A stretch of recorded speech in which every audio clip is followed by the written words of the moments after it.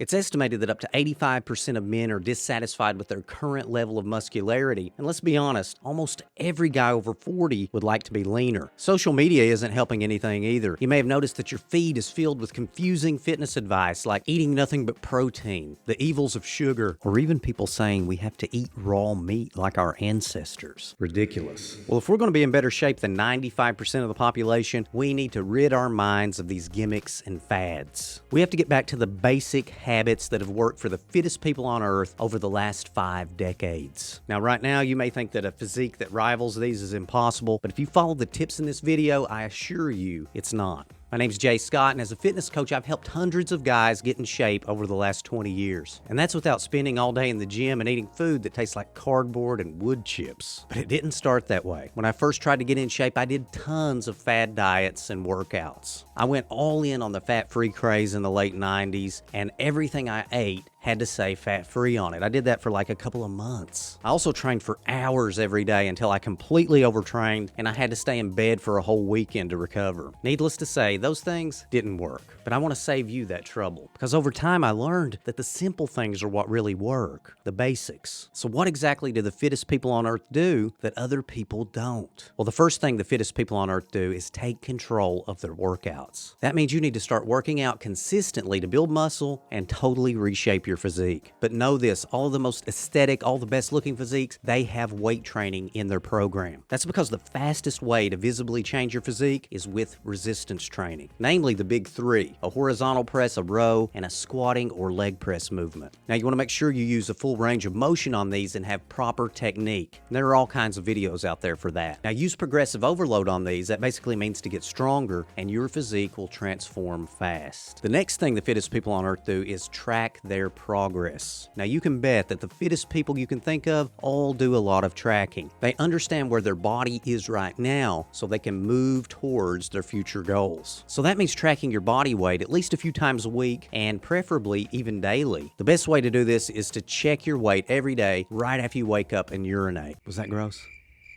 Well, it's the best way. In other words, you're going to be doing this at the same time every day. You can also check your chest, your waist, and your arm measurements every week or two. Now, other forms of tracking include counting calories, but before we discuss the amazing power of controlling your calories, I want to give you the next habit, which is a simple hack that will supercharge your results. It's called time-restricted eating or an eating window. Now, time-restricted eating has been an awesome physique cheat code for many of my clients. And it's really simple. You just limit your eating window to about 4 to 8 hours a day. For example, you could eat from noon to 6 p.m. every day. I usually like for my clients to eat at least 2, preferably 3 meals during this period, but really it's up to you. But by eating towards the beginning of that window, you never really have to worry about going too long without food. And by eating towards the end of the window, you won't be too hungry at bedtime. And with this one simple tactic, you can get started losing fat and getting the body you're after right now without tracking a single calorie. Now, these meals should be moderately sized. For example, think of a chicken breast and a fist-sized portion of carbs. Add in a couple of handfuls of nuts for some healthy fats, and you'd have a great meal. But again,